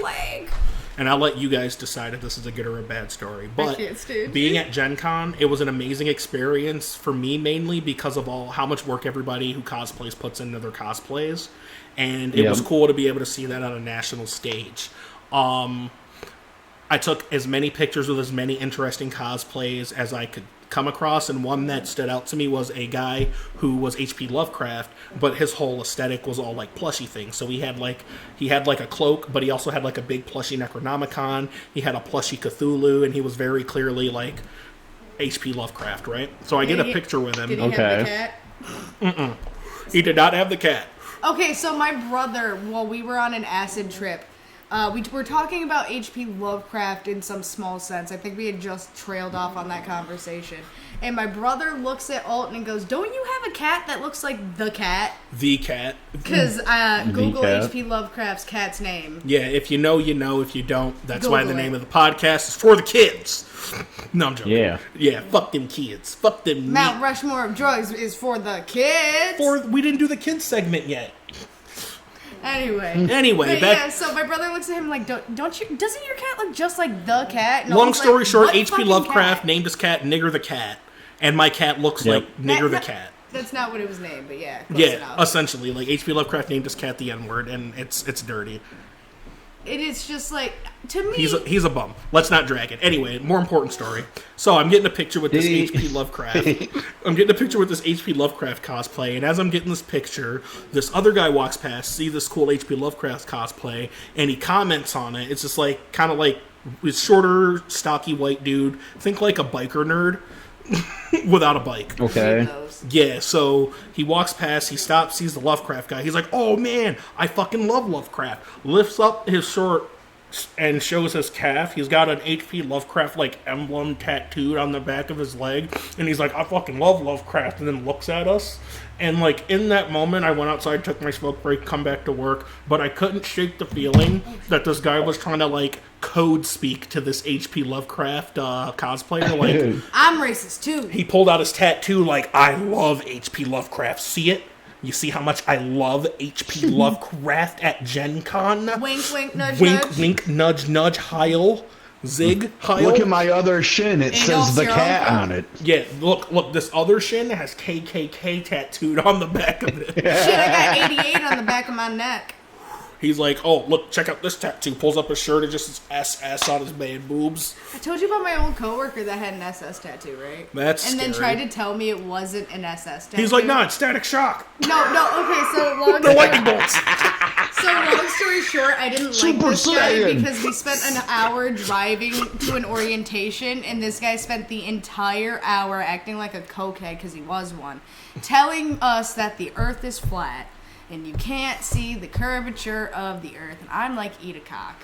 And I'm trying my best not to show out in front of these new coworkers in this suburban area. A flat earth neo-Nazi in Manly is pretty par for the course. So we're taking a smoke break out front of the orientation place, and I happen to know, homie's got a short sleeve shirt on here, so I noticed, I peeped the tattoo, and I'm like, I'm not entirely sure if that's SS. It kind of looks like the KISS symbol, and that's how I always remember what the SS symbol looks like. Oh no. Because the two S's in KISS is literally it.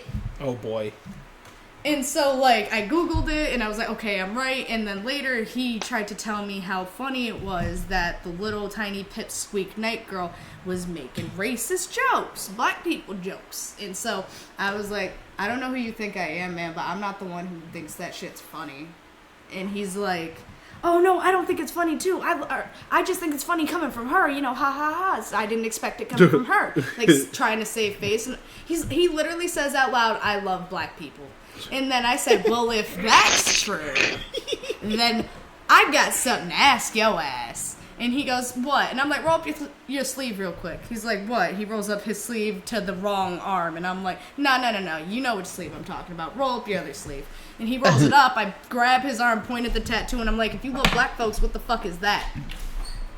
And he's like, oh, that's my motorcycle club. Like, that's not a gang. That's not SS. That's a motorcycle club. That has nothing to do with that. That and makes it sound worse. I'm like, it is a gang, motherfucker. I'm like, you're a fucking cokehead, bro. Like, and an obvious cunt. Well, let this be a lesson to this other tattoo on your other arm that says, I don't care for dark people? Let this be a lesson to the children listening to the name of that podcast, is that racism is still very real, but it's not as scary as you think because it's powerless. Because they're cowards. Yeah. My whole thing was, dude, you're bold We enough to defeated have an racism SS just like we tattoo. defeated COVID. That's right. Stay indoors. Hide from racism and it can't find you. What are you, a snowflake? You need a safe space? Can we talk about how Marvel named its non-binary characters, who were both people of color, I'm pretty sure supposed to be black, Safe Space and Snowflake? Ouch. Yeah. Excuse me, bitch? They're like, I can control the weather and I can comment on it. Like, with our powers combined, we will be very, very annoying. it's like, even if you're not making fun of us, wow. Yep. Well, it's like people who identify with the term safe space and use it like in their everyday speak. Those people probably really value a character named Safe Space. Like, it's just that it feels mocking that they name it that. Yeah, it's almost ironic. They make it all of the diversity. Yeah. And then, it's almost like if Marvel made a character named and he was like a super inspirational superhero named like Negro James or something, or Jim Crow. oh, you mean Black Bomber? Yeah, or like not even Black Bomber because that sounds super dope. I mean something the actual Black Bomber superhero. Yeah, he sounds super cool. I hate it. Yeah, but I mean like if it was something like a slap in the face like Negro the superhero, and we were just like, wow, that's super cool. We love him. It's like he made it himself to make fun of him, and then they're like, "What's this?" Wow, and he's like, so "Oh cool. yeah." It's like he's powered by... it's totally it. He's powered by fried chicken, and his weakness is work. Okay, first of all, you just described me. Yeah, You saw me like going after that chicken skin earlier. I was like, because I was too full to finish eating the chicken, but it looked like nobody else was gonna eat it. So I'm like, I got room for this skin. Moriarty Chicken Skin was an everyday black man until one day he was struck by a cop. You're shameful. Oh. You're shameful because now there's a white Hollywood executive somewhere writing that down. Moriarty Chicken Skin. And it's funny because Moriarty's name was Jim. Jim Moriarty. And then it turns into Jim Crow. Oh no. That's funny. Dark wings, dark words, you know? Facts. Facts, B. Facts. Yep. Like Brick and Moriarty? Yep, brick and mortar store. I like that. That's what I'm gonna start calling the show from now on. You gotta build a retail location, Morty. You gotta Their livelihoods depend on our store being open. You gotta give older demographics a place to shop for your product. Oh, jeez. It's really important, Morty, that you build a physical retail location. Remember when you were accidentally, genuinely talking like Rick and Morty? Because you were watching so much Rick and Morty, and we were like joking with you about it. You were like, "Oh my god!" So you know what I really like? I'm really liking Megan Thee Stallion. She's a really fun artist. The thing that I like about her the most is that she's a huge weeb. I was about to say she's a fucking weeb. Like Eddie, you should look up Megan Thee Stallion in your free time. Probably won't like. I don't know what your music tastes are really like. I don't know how diverse, but she's good. Like she's alright. It's nice to see a female performer out here doing it. Like it's been like a golden age for female rappers in the past 10 years. It's been really nice. But yeah, Megan Thee Stallion's a huge weeb. She was doing Crunchyroll interviews during quarantine a few weeks ago. I love that. I didn't know that. Yeah, check those out. They're really good interviews. She talks about why she likes anime. Pretty much, she loves the whole like underdog going through the classic character arc. You know what I mean? Because most protagonists are wildly tragic in shonens, and she digs that shit. You know what I mean? All the feats and the obstacles, and it's really fun. She's honestly a weeb. Loves Rick and Morty. Probably smokes big weed. Beautiful, bro. It's like it's wild. Like I love goddamn time in mind, body, and soul. Yeah, I love the world that we live in, where it's just like everything that was like nerdy when we were younger is just like super normal because we outnumber them. We outnumber them. We got this. We did it. We did it. We fought a silent battle for equal us. rights amongst nerds. I say we still should shove them in a locker sometimes. Yeah, honestly. So like I was talking. I saw a Facebook post about it was like somebody starting a discussion about how they were bullied. Like everybody was bullied. How were you bullied as a kid? And people were talking about like, oh, you know, my looks, my weight, this, that, and the third. And for me, like I was always like a witty kid. I could always come back about something dumb like my weight or my looks or things like that. But one thing that I could never deny when I got bullied about it, because it was an objective thing, was hygiene. So I was a stinky little kid, and a lot of people were stinky when they were younger because your body's developing and you have to like take care of that. Coupled with the fact that like my family didn't always get to do laundry at points in our life and shit like that. So like a bunch of things, you get bullied for being unhygienic, and I think that's like the only bullying that's like acceptable if you're going like, which you shouldn't. You shouldn't bully people, kids, but if you're going to.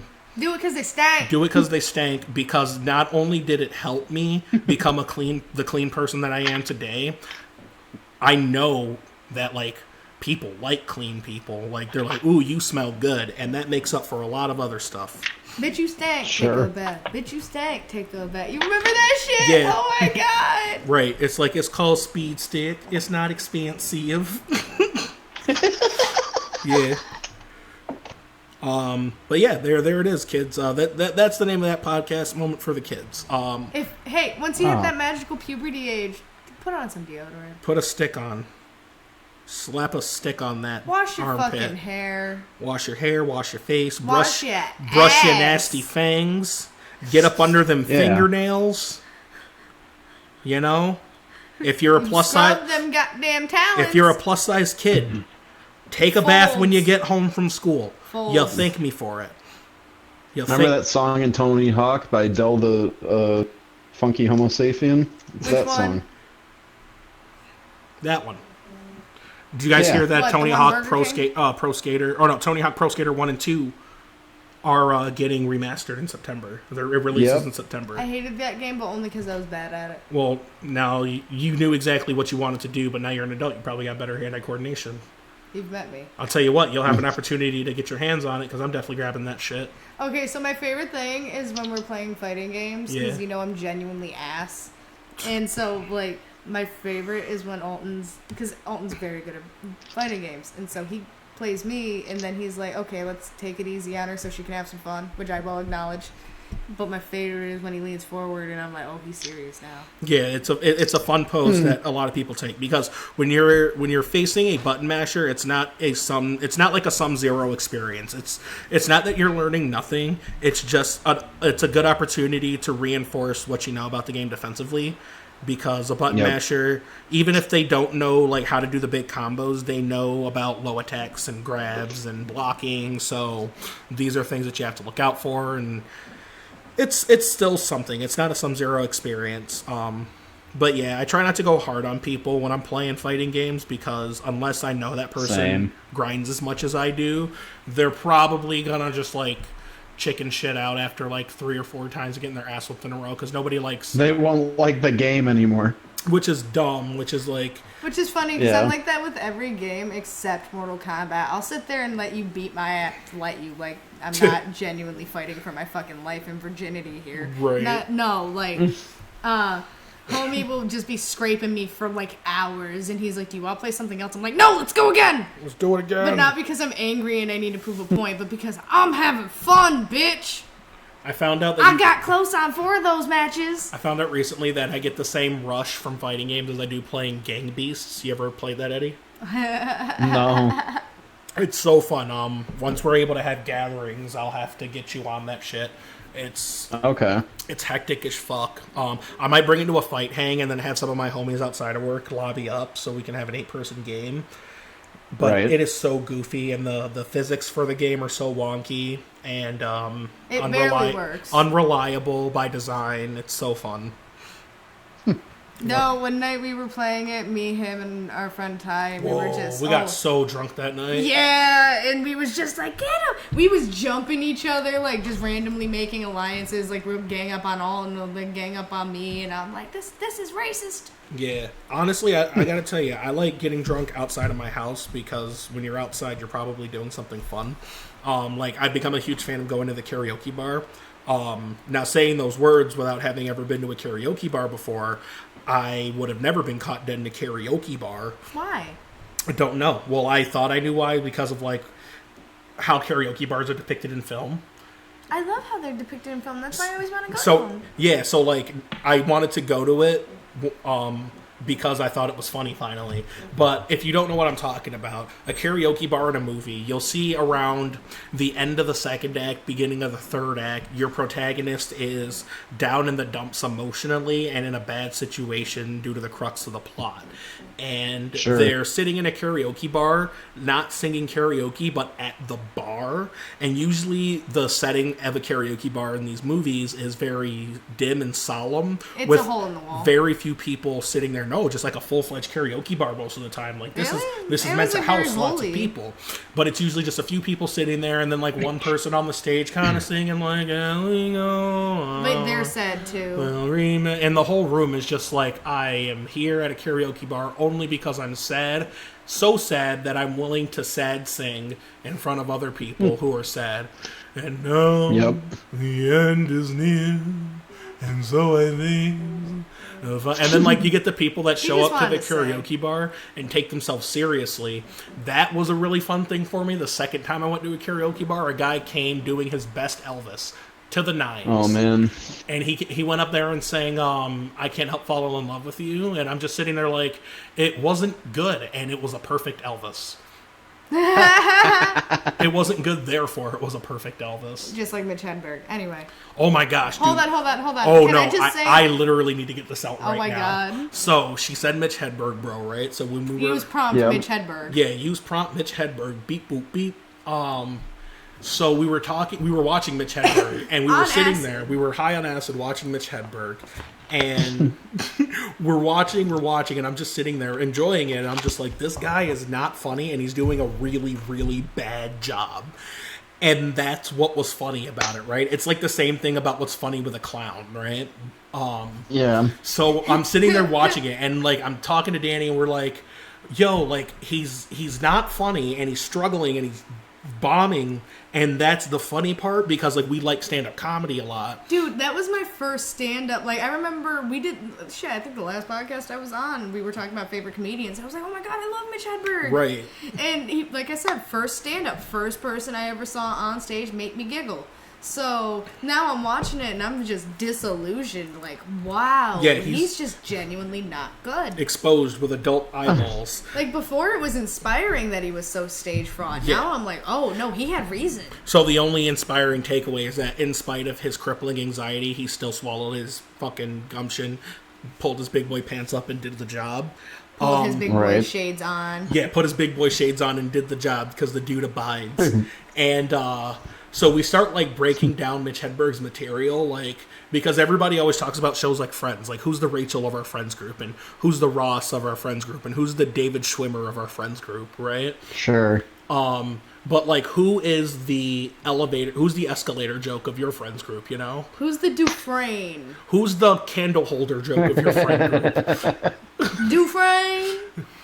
Party I or love two? those jokes. You know what I mean? Like he's got enough jokes, but so few jokes that are gems at the same time, where but you can the ones like, that are gems are ones you can just sit there and tell to every friend you got. Exactly. He's almost got like a touch of like Norm Macdonald storytelling in his jokes. But with I get it's that. all completely non sequitur. Yeah, it's all non sequitur one liners.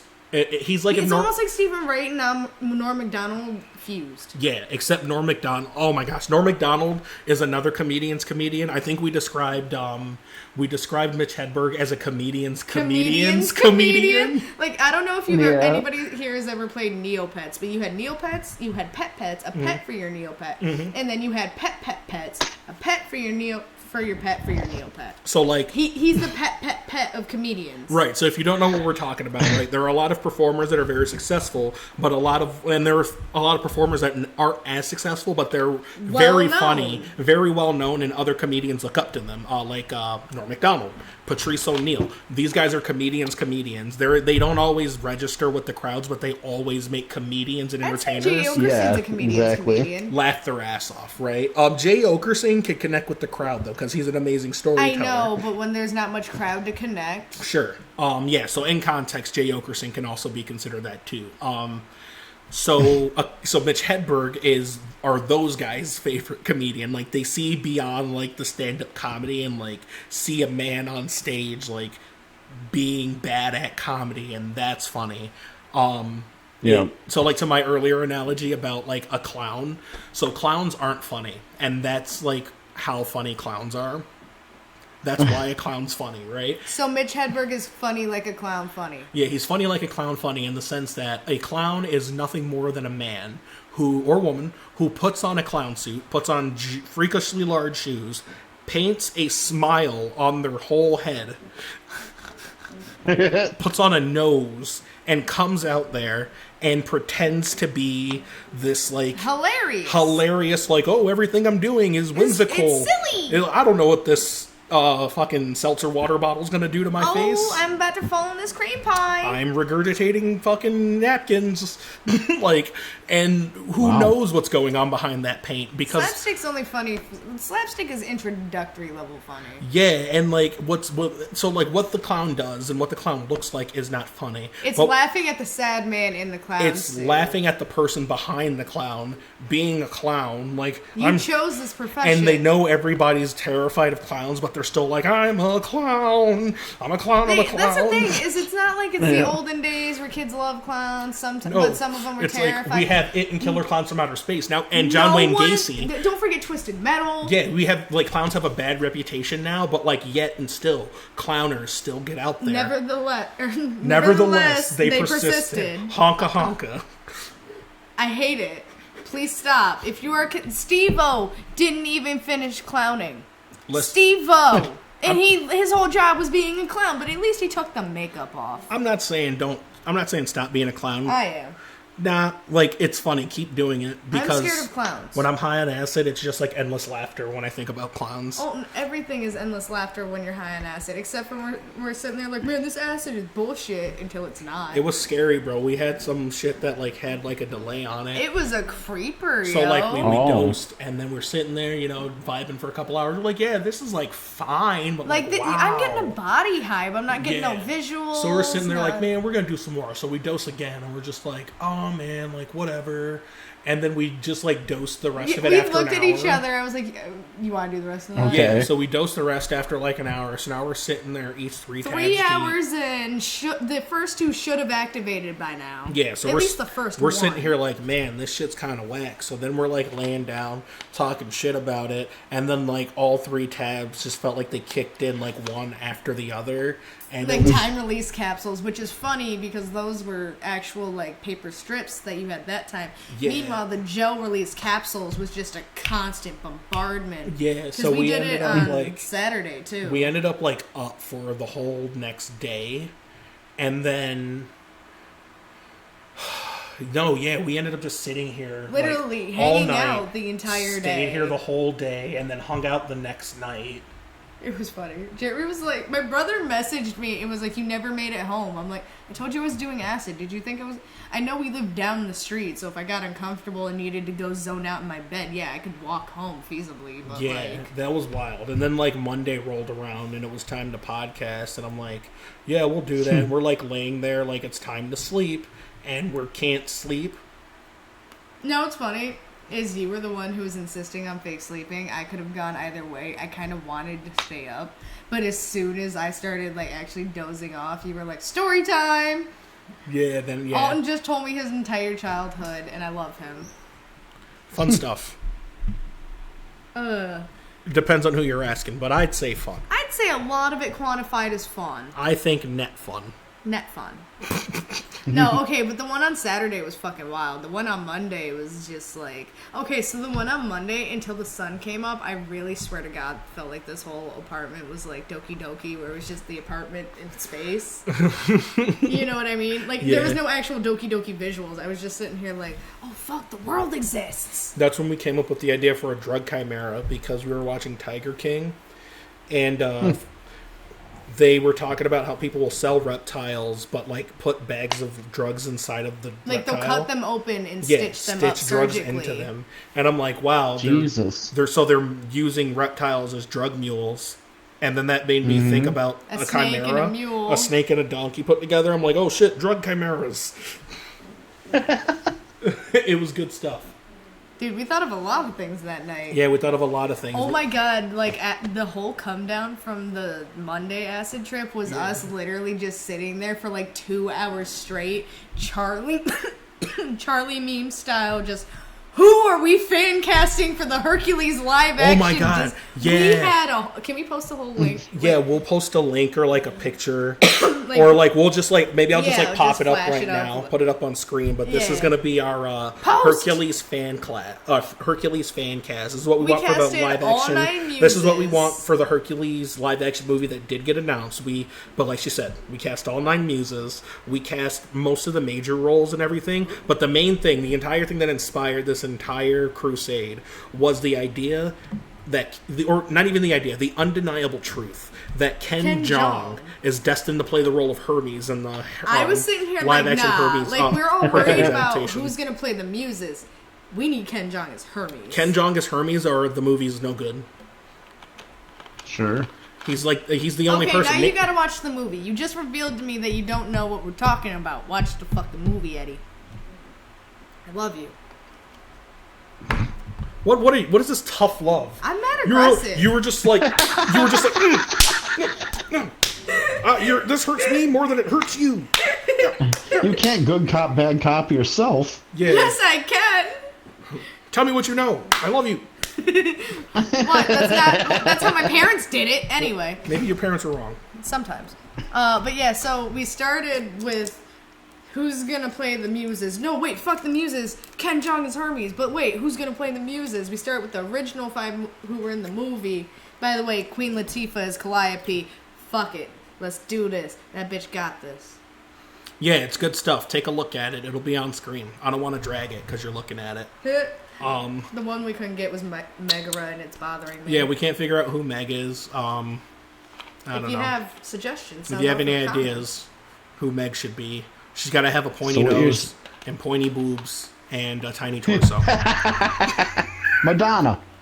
No! Have you seen Madonna? I know. Nothing is pointy on her. Madonna looks like she survived a tornado, but her skin was altered forever. She's the only one with pointy boobs. Madonna looks like a Rugrats Season 1 character. Madonna looks like a Rugrats character, yeah. Season 1. Yeah, it looks like God redrew her. It looks like God took Madonna from us, like Papa Don't Preach Madonna, and then freehand drew a new one while holding her as a reference. But like he drew his hand around Madonna and then put that Madonna on Earth. Madonna is now Sarah Jessica Parker. Madonna is like melting. She looks like a ditto that really doesn't want to be Madonna anymore. Help me. Help me. Yeah, we're fucking we're roasting Madonna right now. She deserves it. And I'm your roast master, Black Jeff Ross. Don't what you're saying is we should do an acid cast. Acid cast. I like that. We were considering filming or recording the first hour of it, but then yeah, I lost the first hour. I'm not gonna lie, I was half asleep because I had just gotten out of work. Yep. And then Midnight Gospel was on, and I was like, what? Yeah, the Midnight Gospel. Have you checked that out on Netflix, Eddie? No. It's really good. We're talking about a podcast series on our podcast series right now. How meta. Oh. It's fun stuff, but it's Duncan Trussell. You've probably seen him on Joe Rogan's podcast. Yep. He voices the main character, Clancy. Clancy is the host of what's called a space cast in the show. He goes to different simulated Earths and has conversations with different life forms that are there. Talks about things Duncan Trussell would talk about. It's just Duncan Trussell is a cute little cartoon man. Really, really fun stuff.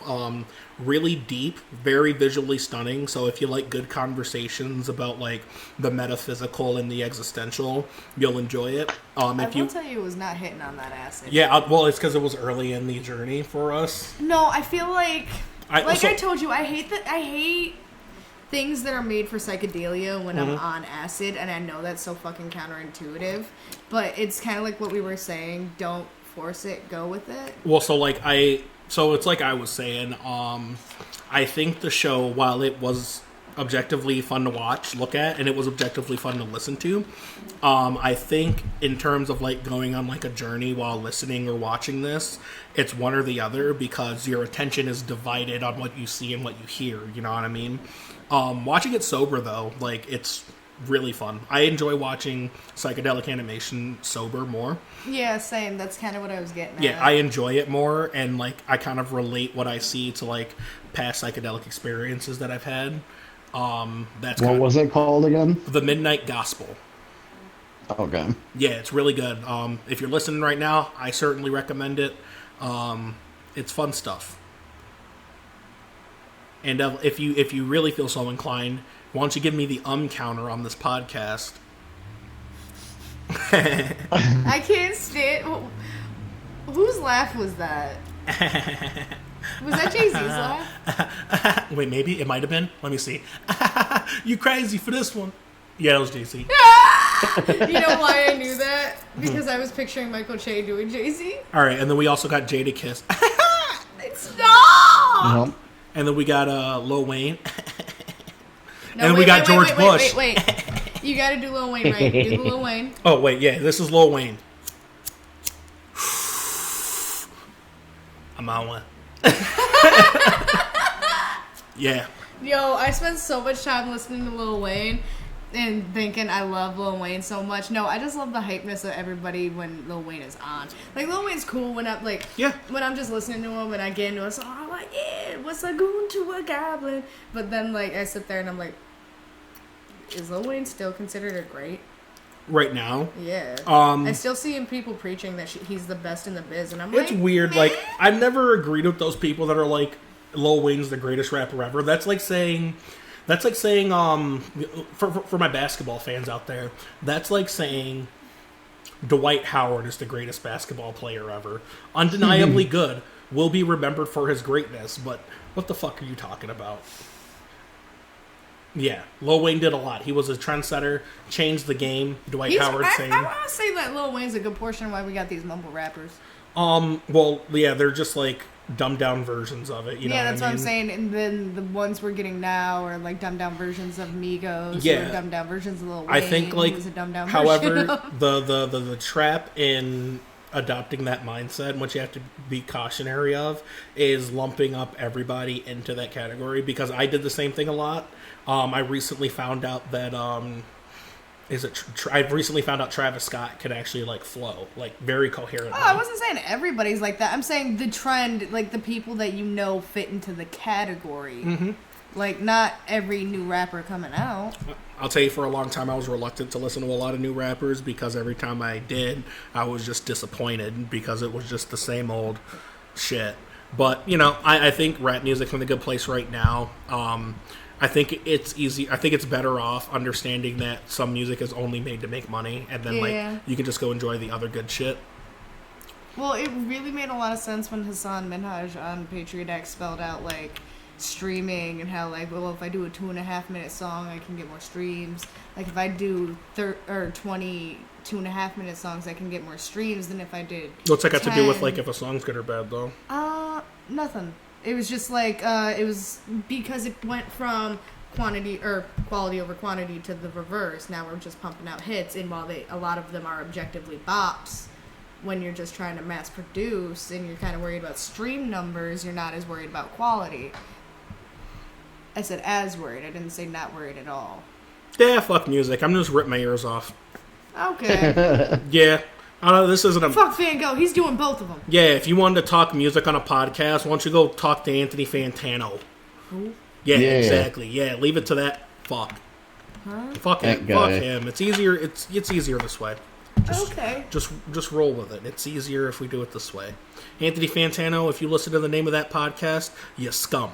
You, eat a dick. You garbage. Love your content, by the way. I thumbs up most of your videos. I wish they pop up on my recommendeds more. But this is your wheelhouse. You could talk music. I'm confused. I'm just fucking around. I'm not. Is that a real person? I'm not married to anything. Yeah, by the way. Oh, okay. Yeah. No, I'm a musician, so I get it. I have just like such an appreciation for music that I can't even like, I don't even know how to indulge a conversation about what one doesn't like about like the music. It's just like, I like it or I don't like it. It's simple or complex is about as deep as it goes for me. Like, articulating why I don't like mumble rap is probably the extent of my music criticism. But like, not just mumble rap, like some metal goes too far for me. Some gospel goes too far for me. Like when they start playing those real high chords and motherfuckers are just wailing and screaming. Now y'all dragging it. While the music, like while those vocals are probably the only impressive thing about all of it. Shut up. God can hear you already. Like he can hear you while you're praying. Why you gotta scream so loud? Like. But yeah. Look how much more I love Jesus than you. I love Jesus more than you. You gotta sit up in the front pews. That's where they keep the good Jesus. Nah, they keep the good Jesus juice in the back. Jesus at home. Jesus at home. I hate that. Yeah. Jesus at home. Remember everybody getting mad that they can't go into the house of worship to worship, and it's like... Hey, you're listening to Jesus at Home. I'm Jesus. Today we have just Lilith with us on the podcast. Hey, Lilith, why don't you tell everybody why you're such a slut? I didn't want to fuck old boy, and then so I got kicked out, so I wanted to fuck old boy over here. Now I'm pumping out kids. What you want? Me, oh me. Hump womp. This is like a Veggie Tales podcast, and I hate it. So have you ever read the Bible, Lilith?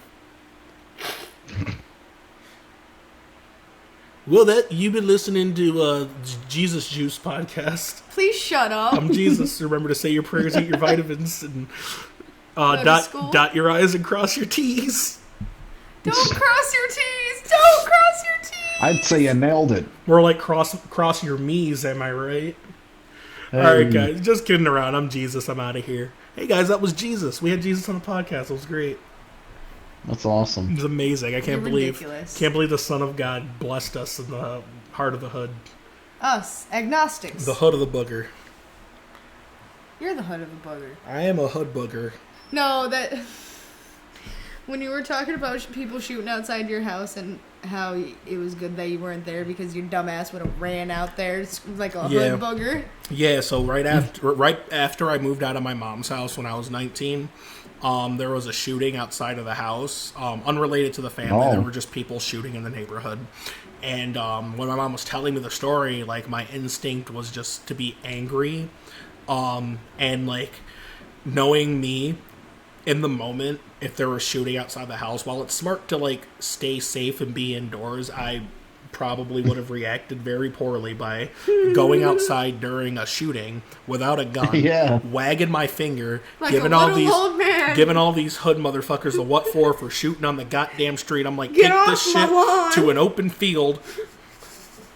I'm like, if you don't reduce the risk of hurting harmless civilians.